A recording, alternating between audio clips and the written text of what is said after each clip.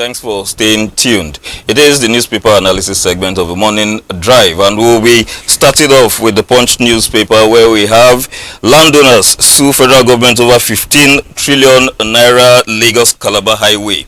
And rather to that effect, Umahi vows to continue projects, insists government is paying compensation. Well, on the newspaper analysis segment, I have with me Dr. Emmanuel Egariba. You're welcome to the studio, sir. Thank you very much. And so, from what we had on the Punch, landowners sue the federal government over 15 trillion naira Lagos Calabar highway. The Umahi now is saying that the project must continue. Is this a case of insensitivity to the people's plight? Well, we're living in a democracy. People have their rights. They have their rights to sue government when they believe that their rights are being infringed upon, which is what is happening in this case. There have been so many controversies in that project, you remember. Yes. Some people have even said it was not necessary. Some have said that the money is going to gulp. It's too much, far too much. But here's a new dimension to it. People feel aggrieved, perhaps because they believe that there will be no compensation. Okay? That's why I think they're approaching the court. It depends on the court now to rule, and then they are favor or otherwise. But I think that what Umahi said is wrong. I mean, suppose the court decides in the favor of the people. Tomorrow, is this going to insist that the project must go on? No. In any case, the project has not even started. So there's a projection from the people, and I believe that the court, as always, is the final arbiter. No. If it's going to create problems for them by way of environmental issues, that's another area altogether. Because don't forget that it's a coastal area, and because it's a coastal area, there are likely to be problems of degradation and all sort of things. So they have the right to do what they're doing, yes. And so as regards this, the federal government, a rider to that effect, that's a story on the front page of the Punch. Federal government rules out new roads in 2025, plans to complete existing projects. A welcome development, I guess. Did I hear you say new roads? Yeah, the federal government rules out new roads, plans to complete existing projects. I hope they do that. That has always been a problem in this country. In fact, from one government to the other, and I think that all the governments we've had are guilty of this. There is no continuity, and government is a continuum, by the way. If a sitting government does something to a point, it behoves on the incoming government to continue from there. But usually what we find in this country, that becomes an abandoned project, and they start a new one, which they never even complete. Never complete anyway. So I'm happy about it, but I hope they follow it to the letter. But at the same time, there must be new roads anyway. There must be new roads. While you are completing the old roads, there must also be the old ones. There must also be construction of new ones. Because otherwise there will be serious abandonment in all of these things. And that, I think, is not even good for the economy of the country. They must go side by side. Okay? Yeah. What I want to hear from government is that we'll concentrate more on the existing roads. Yeah. Okay? But that does not remove the fact that new roads can be completed. Because there are many areas that need to be opened up all over the country. Yes, all over the country. All the states, in all the states, we have new roads that need to be opened up. Particularly roads that lead to the rural areas, where the bulk of food comes from. We need to project these new roads, yes. Okay. Well, moving down to the Matrix newspaper, quite another embarrassing scenario playing out internationally. Chinese firm Zhongshan seizes another $57 million Nigerian jet in Canada. So what's your take on all this seizure of Nigerian jets? Can't you get tired of all these things? I mean, it's becoming an albatross, really. Can't we get tired of it? I mean, it's the federal government. I said the other day, I think about 4 days ago, that the federal government needs to make a solid pronouncement on this. All right? Because the newspapers are churning out all kinds of news stories that are detrimental to government. And I believe that those who manage publicity and information for government should be able to do something about it. I mean, we need to put a stop to all of this. And besides, the reason is obvious. If we don't, then we'll become a laughing stock in the Committee of Nations and within the international community. Okay? The rough edges ought to be smoothened out so that Nigerians can be at peace with government. I don't believe that those who handle publicity affairs for government are doing enough in this regard. Okay? But I think that some of them are even in court. I mean, some of the cases are in court, you know, outside this country. All right? So we need to leave that aside and see how the Ministry of Justice will tackle this. Talking about the Ministry of Justice and the courts, we have a new CJN in Nigeria. New era begins at Supreme Court. This is coming from the front page of the Matrix newspaper. Kekere Ekun steps in as Ariwola bows out. Tinubu returns from France to swear in Kekere Ekun as CJN. And then the NBA seeks judicial improvements to justify increased salaries. You mentioned something as regards the courts. Over time, let me say for the past 3-4 years, how do you see the judiciary as regards affairs in this country, as a separate arm of government in this country? Have they done well, actually? Have they lived up to the expectations of the people? One of the institutions that have been so badly battered will be the judiciary. You know that. Everybody knows that out there. Badly battered, particularly arising from the last elections that we had. And Ariwola, unfortunately, is not going out. He's not buying out with gallants. No, I don't think so. Even the Nigerian Bar Association has made some pronouncements about this. And Honorable Justice Kekere Ekun has been in the Supreme Court for quite some time. So she has learned the ropes. She's coming at a time when she needs to launder the image of the Supreme Court. Not just the Supreme Court, the judiciary as an institution. And I believe that she can, I think she has the capacity. She has the capacity. She's gone through the whole meal before arriving at the Supreme Court. And she's very, very well educated. She's coming from a very solid background of parentage. I believe that yes, I was going through her CV. She went to Queen's College, which is by far the best secondary school in this country for girls. So she has a very solid educational background. But yes, she's coming at a point when it is too early in the day to talk about how she's going to perform. The only thing I suppose Nigerians can do is to pray for her, all right? Because we have a lot of challenges coming at this point in time. For instance, the Supreme Court is overburdened with a lot of cases. Some spreading out as long as 10, 15, 20 years. She needs to decongest some of these things. And I've always believed, I'm not even speaking from a legal point of view now, but even as a Nigerian, that we need to decentralize the Supreme Court. And I hope that's one of the reforms she's going to bring to bear. The Supreme Court is overburdened. Why can't we have Supreme Courts in the states or in the regions, for example? That will lessen the burden at the Apex Court in Abuja. How can you have, and most of the, with due respect, most of the justices of the Supreme Court, they come out with all kinds of ailments, all right? So, but what is important now is the issue of integrity. Integrity to the extent that the Supreme Court justices must be like Caesar's wife, beyond reproach. And they must be like deities. We used to see them as such in those days. I mean, the judge, not even at the Supreme Court, every judge is like a deity. From the way he carries himself, from the way he addresses issues, from the way he conducts himself in public. You hardly see.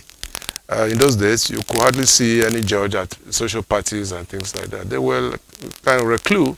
But today, you'll find them in all kinds of places. And they must not go into any alliance, openly or secretly, with the political parties. That we have observed in the recent past. They must not. They must stay on the neutral lane. That is important for their integrity. Because, look at some of the judgments we have had from the Supreme Court. I mean, even laymen saying all sort of things about them. That was not the case. We must go back to those years when we had icons like Elias, for instance, who was also a CJN in this country. People like Osho, for instance. These are legends. These are icons in the judiciary. You can mention them. There are very many. I mean, Oputa, for instance, those are people who served in the Supreme Court, and they carried on with excellence. So we must go back to that era, all right? And I think that this lady can do that, Justice Kekereekun. All right, thank you. For that, we are going to take just a commercial break. We're not going off. We are taking the commercial break straight, or rather, we are taking a congratulatory message, rather. Sorry, not a commercial break, just before we head over to the interview session. And this is coming from the Managing Director, Doris Day Dynasty, Chief Dr. Lady Doris Obo. The Managing Director, Doris Day Dynasty, Chief Dr. Lady Doris Obo, has commended Dr. Emmanuel Egariva, CEO, Providence Television International, on his large contributions to the development of broadcasting in Nigeria. In a congratulatory message to Dr. Egariva with regards to the upcoming commissioning ceremony of Providence Television International, Mrs. Oburi stated that it is a laudable achievement and urged Dr. Egariva to remain steadfast in his drive to change the face of journalism in Nigeria and abroad. She expressed her conviction that Providence Television will reach great heights both at home and all over the world. Once again, thanks the Managing Director Doris Day Dynasty for that congratulatory message. And just for some of you who might have been surprised to hear, yes, the commissioning ceremony comes up just some few days away, the official commissioning ceremony, because Providence Television, we're now on full transmission, but the official commissioning comes up on Tuesday, the 27th of August, which happens to be just some few days away, next week, Tuesday. Well, we'll have so much to talk about that as regards the trials, how all it took for the CEO to have been able to come out with this laudable achievement. But then that will not be a topic for today. What we'll be looking at, like I promised yesterday, is a continuation of our discussion. We'll be seeing the interview topic, public servants and commitment. And still with us in the studio, Dr. Emmanuel Egariva. Once again, thanks for coming. Thank you very much. Yes, we are here again. Thank you. If you remember from what we discussed yesterday, quite a lengthy topic, and so we decided to cut it short. We probably need to continue today. Public servants and commitments. So when it comes to commitments, there has always been this lapse, not just with the public servants, but even the private sector. But let us start with the public servants, first of all, like our presidents, our governors. Why does there seem to be a lack of commitment to them? Is it that averagely the Nigerian leader does not just want to do the right thing? Well, I think we must pigeonhole these things appropriately. Public service as distinct from civil service, right? But you're looking at the larger umbrella, which is public service. And I think that over the years, we've had some relatively good public service in this country. You were in public service and you were committed by way of real service and nothing more. In these days, what do we find? People in public service have thrown decency overboard, and it affects the smooth running of government, okay? It affects the smooth running of the polity, okay? So, but again, I think it's an issue that government has to address properly, because the public service and the civil service combined, they are the engine room of every government. So if there's a question mark around the public service, then it means that we are not getting it right. You will recall that in this country we had a lot of public officers who were, I won't say they were in straitjackets, but they were quite formidable. I mean, in terms of experience, in terms of concentration to duty, and in terms of infallibility. I mean, they couldn't do any wrong, for example. And it paid off for this country. When you are talking about people like, maybe I shouldn't even mention names here, but sometimes I think it's important. Those wonderful permanent secretaries we had in those days. They called them super PAMSECs. They were just like idols, for example. They were worshipped in one way or the other because they were dedicated to their duties. But the beginning of the rot probably started, I think that people are right when they say this, was probably 1975 when we had change of government, 76 possibly, when they were retired. We had a whole horde of public servants and civil servants who were retired at that time. And that was the beginning of the rot. We drove career, professional career into the wind, and people started having, we started having all kinds of people into service. The most guilty is even government itself, because in the recruitment process, you bring in all kinds of people into service. That's affected a lot of parastatals and organizations in this country. You are not even sure. I mean, look at all the parastatals we have in this country. I mean, you bring all kinds of people just because of nepotism. Oh, this is my brother, this is my cousin, and all sorts of things. In those days, we had nothing like that. Okay? People worked according to their conscience. And they were not amassing wealth. They depended solely on the salaries. It could have been meager, but they were satisfied. Or we had them in large numbers who were well educated. Some of them even went to Cambridge and Oxford. They came back home to serve in the public service of this country. Where are they now, for instance? Where are they? I mean, I keep asking myself, where can we find people like Asiodu, all right, in public service, for example? They are gone. They are all gone, all right? And it's a pity. Lawson, for instance, where are we going to find them? I mean, these are people who were really dedicated, even in Edo State or perhaps even in Bendel, Lawani, okay? Mention them, they are there, but we can't find them anymore, all right? Even my own boss, Chief Odige Oyegun, at 36, became a federal PAMSEC, and he brought all that to bear into government, okay?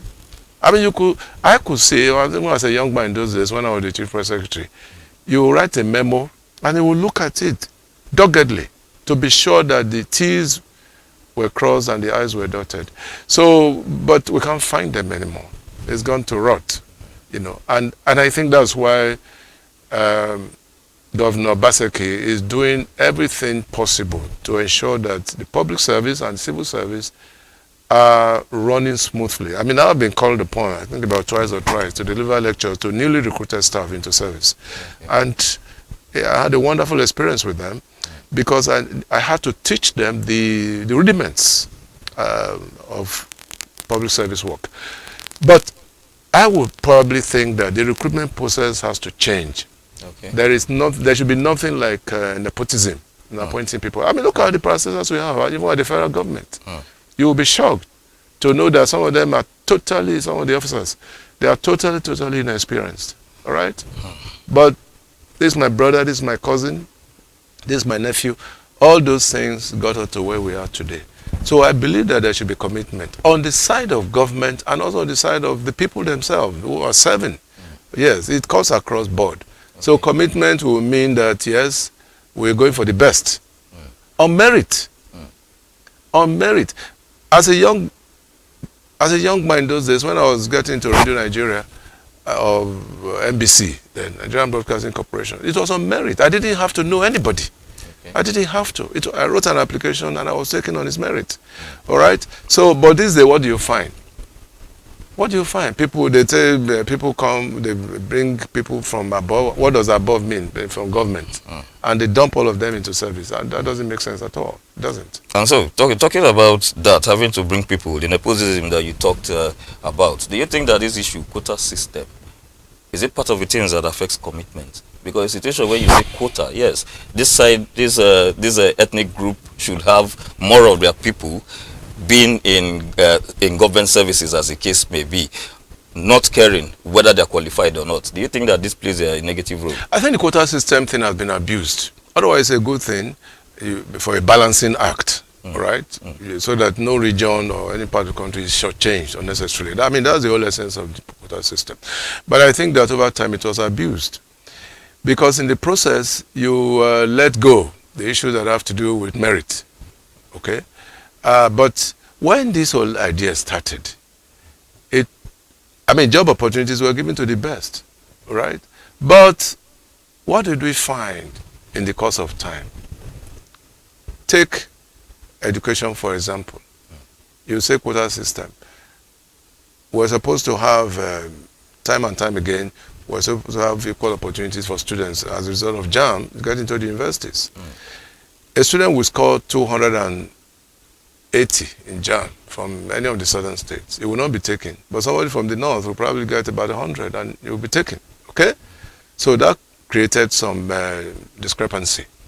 But in my mind, I think the quota system should be strictly on merit. You're taking 10 from here, 10 from there, 10 from the other place. On merit. That's what quota system is all about. Okay. So you don't end up taking 20 from here, 10 from the other side. That's not the spirit of quota system. Okay? So there must be equality across board. And merit is important because at the end of the day, it is the thing that counts. And it must tell. It must show, obviously. Whether it is in service or not, it must show that you didn't get there by merit. Because from your performance, it must show that one or two people cut corners. Yes, that's the bad aspect of it. And so a parting shot as regards how things can get better when it comes to commitment on the part of leaders. Yes, commitment, there must be, I've often repeated that here, there must be what you call agenda setting. Vision. Vision, it's almost the same thing as agenda setting. You have your vision. You may create it yourself or is divinely given. Okay, those two parameters. Now, when you have a vision, you must follow it to the letter. That's where commitment comes in. And I said something yesterday, that vision without commitment is lost opportunity. Because when you have vision, yes, and you have the drive, you have the commitment, the two combined will give you results. There is no way it will give you results, particularly when that vision is the vision that can take the country to great heights. And I mentioned that. In this country, for instance, 4 elements that our leaders must key into at the federal level to make Nigeria a better place. We must look at them holistically. I mentioned power, electricity is important. You must follow it to the letter. I mentioned security, which in fact is in the Constitution, that the welfare and whatever of the citizens must be up there. You must look at the issue of food. Where people are hungry, they are angry. When there's no food security, you almost completely lose your sovereignty. When you are importing food from Thailand and the rest, you are losing your sovereignty. And then, of course, you must look at housing and transportation combined. These are the 4 elements that any leader must key into as a way of committing himself to a vision. But above all of this, in leadership, there must be exemplary conduct, meaning there must be solid integrity. You cannot be living a lifestyle that is absolutely absurd and you expect a positive result. Because people are looking at you, by the way. They are looking at you, they are watching you. How do you live your life? For example, if you are a leader and you are seen going about with all kinds of women of easy virtue, as we say in law, that is a minus. Okay? When you are given to nepotism, that's a minus. Okay? That cannot be an element of commitment to leadership. It cannot be. Because it's negative. It's a contrary thing. So, therefore, what that means is that a leader, as I said before, just like a judge as well, a leader too must be above board. I'm not saying that leaders cannot have their little rough edges here and there. But at all times, they must strive for excellence.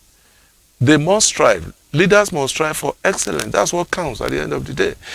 Because if you don't do that, then leadership is in jeopardy. And when leadership is in jeopardy, nothing can work. Nothing. Absolutely nothing. Yes.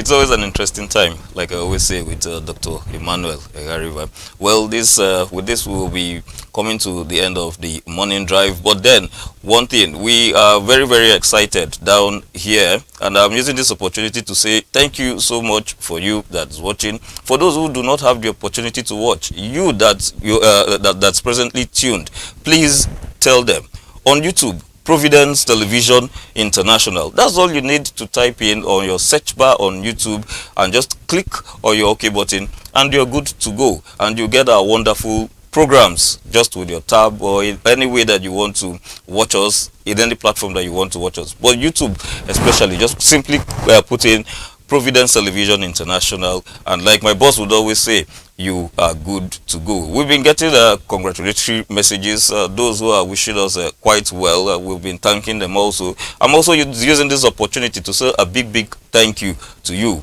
If you weren't watching us, we wouldn't be in existence. On this note, I say, don't go away. Though the program has come to an end, we have quite a lot, as usual, lined up for your viewing pleasure. This is Providence Television, the game changer, and I remain Ugbeboy Kikwa. Thanks for staying tuned.